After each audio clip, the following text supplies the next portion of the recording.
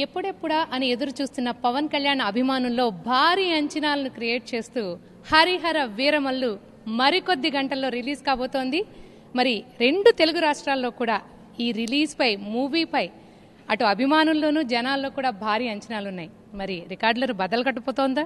మరి ఆ మూవీ విశేషాలేంటో పవన్ కళ్యాణ్ గారు మాటల్లోనే తెలుసుకుందాం. హలో సార్, నమస్తే అండి. ఏంటి ఈ మూవీ హరిహర వీరమల్లు మీకు ఎంత దగ్గర, మీకు ఎలాంటి అనుభవం ఉంది, ఏంటి మీ ఎక్స్పీరియన్స్ ఏంటి ఈ మూవీ టైంలో? నాకు ఈ సినిమాకి సంబంధించినంత వరకు నాకు ఏ సినిమా అయినా మనస్ఫూర్తిగా చేస్తాను. ఇది డైరెక్టర్ క్రిష్ గారు దీనికి ఫౌండేషన్ వర్క్ అంతా మూలాలన్నీ ఆయన నుంచి వచ్చింది. ఈ టైటిల్ దగ్గర నుంచి కానీ, అలాగే నాకు కొత్తగా ఏమనిపించిందంటే పీరియడ్ ఫిల్మ్లో కూడా రాజులు ఇవన్నీ వీటితో పాటు అన్నిటికంటే కూడా సగటు ఒక గ్రామాల్లో తిరిగేవాడు, గ్రామీణ భారతం నుంచి అప్పటి భారతంలో ఉండే ఒక కైండ్ ఆఫ్ ఫైటర్. అతనికి ఇవ్వబడే గోల్ ఏంటంటే ఒక కోహినూర్ వజ్రాన్ని, అది కూడా నెమలి సింహాసనం మీద ఉన్న కోహినూర్ వజ్రాన్ని, అది ఔరంగజేబ్ కూర్చునే కోహినూర్ నెమలి సింహాసనం మీద ఉన్న కూర్చుని ఆ కోహినూర్ అతని తలపైన ఉన్న ఆ కోహినూర్ పైన ఉన్న కోహినూర్ వజ్రాన్ని దొంగిలించడం అంటే టఫెస్ట్ టాస్క్. అది ఇతను ఎంచుకోవడానికి ఇతనికి ఇవ్వబడ్డ టాస్క్. ఇది ఇద్దరి రాజుల మధ్య కూడా, ఒకటి కులీ కుతుబ్ షా, ఇంకొకటి ఔరంగజేబ్. అంటే మన కొల్లూరులో దొరికిన, విజయవాడ కృష్ణానది ప్రాంతంలో దొరికిన ఈ కొల్లూరు వజ్రాల గనులో దొరికిన కోహినూర్ వజ్రం, అది మన సొత్తు.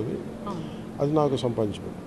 దీనికి అది ఇవ్వబడుతుంది. అది అతను వెళ్ళే ప్రాసెస్లో ఏం ఎక్స్ప్లోర్ చేయగలిగామన్న క్రిష్ గారు చేయగలిగారంటే, ఇది యాక్చువల్ చాలా ఒక 4-4.5 గంటల స్క్రీన్ ప్లే రాశారు. సినిమా చేసేటప్పుడు మాకేమర్థమైంది, ఇట్లా అయితే ఇది 4.5 గంటల సినిమా అయిపోతే అది ఎట్లా చేద్దాం అనుకున్నప్పుడు దాన్ని 2 భాగాలుగా విభజిద్దాం అనుకున్నప్పుడు ఫస్ట్ పార్ట్ ఎందుకు వచ్చేటప్పటికంటే ముఖ్యంగా ఎందుకు ఇది బ్యాటిల్ ఫర్ ధర్మ అనేది ఎందుకు దీనికి వచ్చింది అంటే, ఒకటి బాబర్ అంటే యాక్చువల్ తిప్పి కొడితే ఔరంగజేబ్ మొఘల్స్ పాలించింది ఒక 220 ఏళ్ళు అంత ఉంటుంది. మన కృష్ణదేవరాయ మన విజయనగర డైనాసిటీ 400 ఏళ్ళు.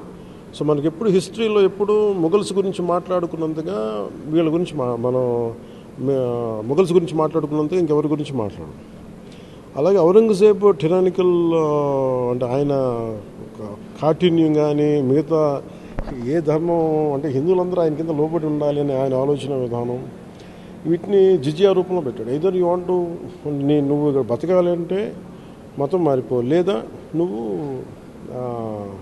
ట్యాక్స్ కట్టు, జిజియా పన్ను కట్టు.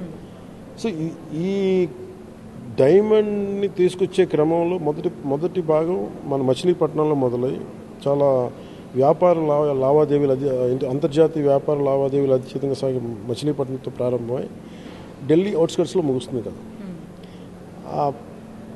ఆ నేపథ్యంలో ఏమేమి సంఘటనలు జరుగుతాయి ఈ కథ అనేది నాకు క్వైట్ అడ్వెంచర్ ఫిల్మ్ అనిపించింది, ట్రావెల్ ఫిల్మ్ అనిపించింది, ఒక హైస్ట్ ఫిల్మ్ అనిపించింది. అలాగే ఒక అన్యాయానికి ఎదురుపడే గుణం వచ్చింది. కాదు చాలా అట్ ది సేమ్ టైం చూసే ప్రతిదీ కూడా గ్రేట్ ఎంటర్టైన్మెంట్ ఉంది. ఫస్ట్ స్టోరీ వినగానే మీకు ఏది నచ్చి మీరు ఒప్పుకున్నారు? బేసిక్గా ఒక కఠోరమైన అంటే ఒక నియంత్రణ పాలనలో వాడు కూర్చున్న సింహాసనం మీద వజ్రాన్ని దొంగిలించడం, అంటే వాడు తలమానికంగా భావించేది అది మా సొత్తు అని క్లెయిమ్ చేయడం, నాకు అది నచ్చింది దాంట్లో. దీనికి సెకండ్ హాఫ్ మన ఫస్ట్ కూర్చున్నప్పుడు నాకు ఆ జిజియా ఎపిసోడ్ ఒకటి నచ్చింది. అందుకని నాకు చాలా దగ్గరగా ఉంటుంది.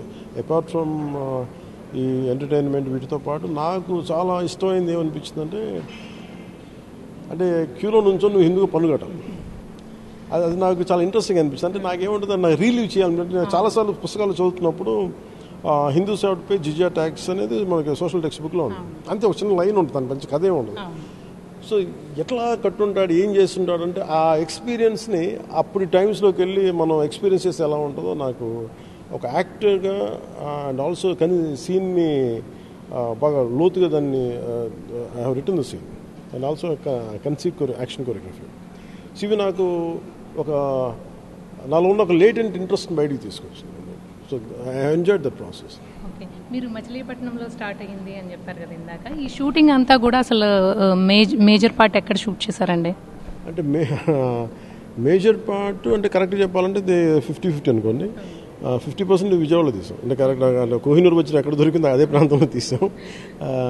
ఇక్కడ పక్కనే అంటే నాకున్న అడ్మినిస్ట్రేటివ్ ఇష్యూస్ గవర్నమెంట్ వచ్చిన తర్వాత అంటే ఎందుకు చేయాల్సి వచ్చిందంటే ఆల్మోస్ట్ ఇంకొక నెల రోజులు చేస్తే సినిమా అయిపోయింది. అది కరెక్ట్గా ముఖ్యమంత్రి గారిని వాళ్ళు ఇబ్బందులు పెట్టి అప్పుడు తెలుసు ఈ రాజమండ్రి ఎపిసోడ్ వీటన్నిటి వల్ల కీలకంగా ఒక 3-4 నెలలు అయిపోయింది. దాని తర్వాత ఎలక్షన్స్ వచ్చేసినాయి.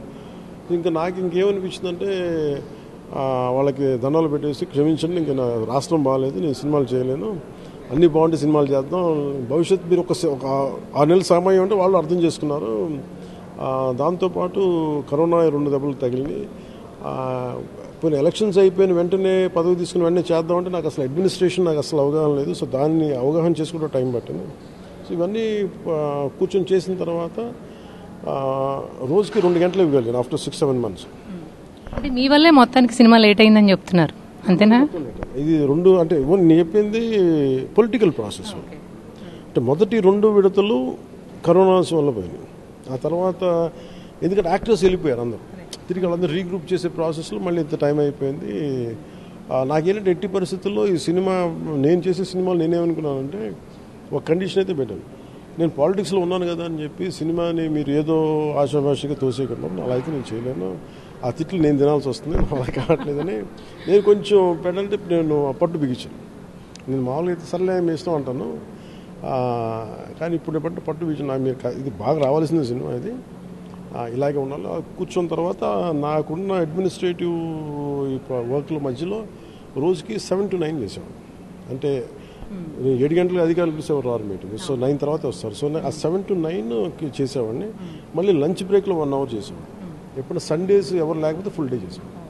సో అలా చేసుకుంటా పాపం దానికి సహకరించారు యాక్టర్స్ అందరూ. I'm grateful to all of them. అలాగే నిన్న మీరు ప్రీ రిలీజ్ ఈవెంట్లో మాట్లాడుతూ నిధి అగర్వాల్కి థ్యాంక్స్ చెప్పారు. అందరూ అనాథలాగా మూవీని వదిలేశారని. సార్ ఎవరో ఒకళ్ళు గుర్తించాలి కదా సార్, కష్టాన్ని గుర్తించారు మీరు. సో ఎందుకు అలా అనిపించింది? అంటే నేను ఏదో నాకు పంపిస్తూ ఉంటారు కదా, అందరూ పంపిస్తూ ఉంటే నాకు ఒకటే ఏమనిపించింది అంటే ఎప్పుడు చూసినా నిధి అగర్వాల్ అంటే నిధి అగర్వాల్ నాకు తెలుస్తూ ఉంది. నాకంటే నేను ఎంత కష్టపడ్డాను దీనికి, పాపం నేను వెళ్ళలేకపోతున్నాను, పాపం ఒంటరి ఆడపిల్ల చేసేస్తూ ఉంది, ఇంక ఎవరే మిగతా యాక్టర్ సపోర్ట్ లేదు, రత్నం గారు కానీ డైరెక్టర్ కానీ పాపం వాళ్ళు బాధల్లో వాళ్ళు ఉన్నారు. నాకు బాగా ఇబ్బంది అనిపించింది.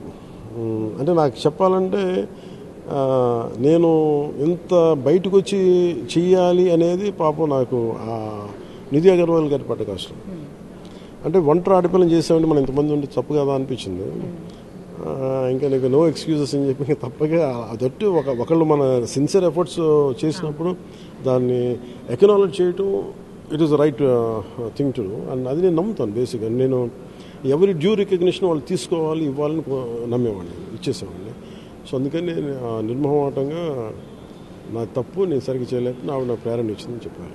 మీరు ఎంత ఇదిగా మూవీ కోసం ఆడ్ టైమింగ్స్లో షెడ్యూల్ని ఫిక్స్ చేసుకుని షూటింగ్ చేసినప్పటికీ కూడా విపక్షం నుంచి చాలా విమర్శలే వచ్చాయి. ఆయన సినిమాల మీదే కాన్సన్ట్రేషన్ మొత్తం పెట్టారు, పరిపాలన మీద లేదు అనేసి. వాళ్ళ నుంచి పెట్టిన దృష్టి పెడతానని చెప్పాను, వాళ్ళ నుంచి పెడతాను దృష్టి. అంటే ఇప్పుడు నా ప్రాబ్లం అంటే వాళ్ళకి సమాధానం ఒకటే, ఇలాంటి వాళ్ళకి మాట్లాడే వాళ్ళకి, అప్పుడు మీరు కూడా సిమెంట్ ఫ్యాక్టరీలు మూసేయండి. అంటే నేను చేసే పని విజిబుల్గా కనిపిస్తుంది, మీరు చేసే సిమెంట్ ఫ్యాక్టరీలో రన్ చేసేది ఎవరికి కనిపిస్తుంది? అంటే you have a greater administration, ఒక నెట్వర్కింగ్, మీరు పత్రికలు నడుపుతారు, టీవీలు నడుపుతారు, లేదంటే మీకు ఆదాయ మార్గాలు బోల్డెన్ ఉన్నాయి, లేదంటే మీకు బోల్డెన్ ప్రాక్సీ కంపెనీలు. నాకు ఉన్నది విజిబిలిటీ. అదేమో మీ అన్ని వ్యాపారాలు విజిబిలిటీ లేని వ్యాపారాలు, మీరు ఏం చేసినా చెల్లిపోదు. మీకు కనిపించడం లేదని అంటే మీకు డబ్బులు ఎక్కడి నుంచి వస్తాను నేను ఇట్లా మాట్లాడవచ్చు. ఇంకా ఆ గొడవ పెట్టుకోమంటే పబ్లిక్ డిబేట్ నేను పెట్టుకుంటే తర్వాత ఎవరు ఎక్కడికి వెళ్తాను నేను చూస్తాను. అందుకని తల్లి బిడ్డ న్యాయంగా పోదాం. నేను అంతే కదా. ఇప్పుడు అంటే నన్ను వచ్చి ఏం చేయమంటారు, డబ్బులు ఎలా వస్తాయన్నా ఏం చెప్పను వాళ్ళకి కూర్చోబెట్టి, మరి ఎక్కడి నుంచి వస్తాయో డబ్బులు కూర్చోబెట్టి మీలా కూర్చొని నేను కూడా అవినీతి చేయను. సో ఇవన్నీ కాకుండా ఏంటంటే నేను మీరు చేసే వ్యాపారాల గురించి నేను అడగట్లా, మీరు చూడాల్సింది నేను అడ్మినిస్ట్రేషన్ సరిగ్గా చేస్తాను, పాలసీ మేకింగ్ సరిగ్గా లేదా 100%. అలాగే నేను అన్ని పనులన్నీ మానేసి ఇదే పనులు ఉంటే 100% అంతే. అలా కాకుండా ఇంకా నాకు తప్పని పరిస్థితులు, వీళ్ళలాగా నాకు ఆస్తులు అంతస్తులు ఏం లేవు. కూర్చోబెట్టి నేను రియల్ ఎస్టేట్ లాంటి దాంట్లో ఇన్వెస్ట్మెంట్ చేయలేదు. సో నాకు ఉన్నాయని ఇవే కాబట్టి I think I'll do what is needed and film making is my bread and butter. ప్రతి మనిషికి సెంటిమెంట్లు ఉంటాయండి. మామూలుగా సినిమా రిలీజ్ అప్పుడు లేకపోతే రిలీజ్ ముందర ఏదో ఒక సెంటిమెంట్ ప్రతి నటుడికి ఉంటుంది. మీకు అలా సెంటిమెంట్ ఏదైనా ఉందా? అంటే ఎలా సెంటిమెంట్ అంటే దేవుడి దర్శనం చేసుకోవాలనో, లేకపోతే ఇలా అనుకుంటే అనో, లేకపోతే అమ్మ దీవెనలు తీసుకోవడం అనో, సంథింగ్ లైక్ దట్ ఏదో ఉంటుంది కదా. నేను సెంటిమెంట్స్ అని నాకు ముందే ఉంటాయి. సెంటిమెంట్స్ అంటే ఏముంటుంది? సెంటిమెంట్ నాకు ఒకటి ఏంటంటే మన చేతుల్లో పని, మనం చేసే పని మన చేతిలో ఉన్నంత కాలం దాన్ని బాగా చేస్తే అది రైట్గా ఉంటుంది. అంతేగాని మనం ఏదో సబ్స్టాండర్డ్ వర్క్ చేసి ఎన్ని దేవుడి గదులు మొక్కినా, ఎన్ని దేవుడి గుళ్ళు తిరిగినా, ఎంతమంది కాళ్ళకి దండం పెట్టినా పని చేయదు. సో నేను ఎందుకు అలాంటి సెంటిమెంట్స్ పెట్టుకోను, కానీ త్రికరణ శుద్ధిగా పని చేయటం అనే సెంటిమెంట్ అయితే పెట్టుకుంటాను. అంతేగాని నేనేంటంటే భగవంతుడిని నేను కొలవను. నాకు భగవంతుడు నాకు లావాదేవీలు చేసుకునే వ్యాపారి కదా, అది నా ఆత్మజ్ఞానాన్ని ప్రసాదించే శక్తి. అది దాంతో నేను లావాదేవీలు ఎందుకు పెట్టుకుంటాను. అలాగే సినిమా అంటేనే ఏదో ఒక మెమరబుల్ ఇన్సిడెంట్ ఉంటుంది. సినిమా కాకపోవచ్చు, ఎనీ వర్క్ ప్లేస్లో. అలా ఈ మూవీ క్యాస్ట్ చేసేటప్పుడు నిర్మాణంలో కానీ మీకు గుర్తుండిపోయే సంఘటన ఏదైనా ఉందా? అంటే నిర్మాణం అంటే మెమరబుల్ ఇన్సిడెంట్ ఏదైనా ఉందా మీకు? ఈ సినిమాకి చేసిన 57 days నా ప్రాణం తీసేసింది. అదొకటి నాకు మెమరీ. నేను అలసిపోయాను. అంటే 1 to 10లో మళ్ళీ అక్కడ చేసి మళ్ళీ ఇక్కడికి వచ్చి అమరావతి గొడవలు పట్టుకునేవాడిని. మళ్ళీ ఇక్కడికి వచ్చి ఇంకో ఊరు వెళ్ళేవాడు. సో నాకు 57 days నేను నరకం చూశాను, కానీ రెండింటి మధ్య చేసుకోవడంలో. But it gave me challenging role. అంటే నువ్వు బ్యాలెన్స్ చేసుకోగలవు. అండ్ ఇటు వచ్చి పాలిటిక్స్ అంతే బలంగా మాట్లాడాలి, అక్కడికి వచ్చి సినిమాని మిగతా హీరోలు ఎంత కష్టపడతారో దానికి 10 రెట్లు ఎక్కువ కష్టపడాలి నువ్వు. అట్ ద సేమ్ టైం నేను దీన్ని కొరియోగ్రాఫ్ చేసింది నేనే, రాసింది నేనే, కాబట్టి నాకు ఛాలెంజెస్ ఎక్కువైపోయినాయి. I think this climax is great memory to me, quite great take away. అలాగే మీరు రాజకీయాలను కానీ లేకపోతే సినిమాలు కానీ రెండిట్లో ఒకటి చూస్ చేసుకోవాలనుకుంటే ప్రస్తుత పరిస్థితుల్లో దేన్ని చూస్ చేసుకుంటారు? ఎందుకు? పాలిటిక్స్. ఎందుకు అంటే సినిమా అనేది ఎంటర్టైన్మెంట్ ఇస్తుంది, కానీ పాలిటిక్స్ జీవితాలు మార్చేస్తుంది. One good policy can transform. So నా అల్టిమేట్ జాయ్ దేంట్లో దొరకదు నాకు. సినిమా ఖచ్చితంగా రెస్పెక్ట్ అండ్ లా, బట్ జీవితాలను మార్చేస్తుంది. ఇదేమో ఆనందాన్ని ఇస్తే అక్కడితో ఆగిపోతుంది తప్ప ఇది జీవితాలను మార్చేస్తుంది. అందుకని ఐ ఆప్ట్ ఫర్ పాలిటిక్స్. కానీ మీరేమో నాకు మూవీస్ ద్వారానే రెవెన్యూ వచ్చేది అంటున్నారు, మరి ఆపేస్తే ఎలా మీకు రెవెన్యూ? ఏం చేస్తానంటే అందరి తలా గెడవ కాళ్ళు పట్టుకొని కొంచెం కూర్చొని సినిమాలు చేయించుకుని ప్రొడ్యూస్ చేస్తాను నేను. అల్లు సొంత బేసిక్గా మనకు తెలిసిన క్రాఫ్ట్ కాబట్టి అంతమందిని అడుగుతాను, చేస్తాను. అదే నాకు దాంట్లో ఇప్పుడు ఎప్పుడన్నా 2 గంటలు 4 గంటలకు గెస్ట్ క్యారెక్టర్ చేద్దాం, లేదా నా 2 గంటల టైం ఎవరైనా తీసుకొని 4 గంటలు సినిమా చేస్తామంటే కూడా నాకు. Thank you sir.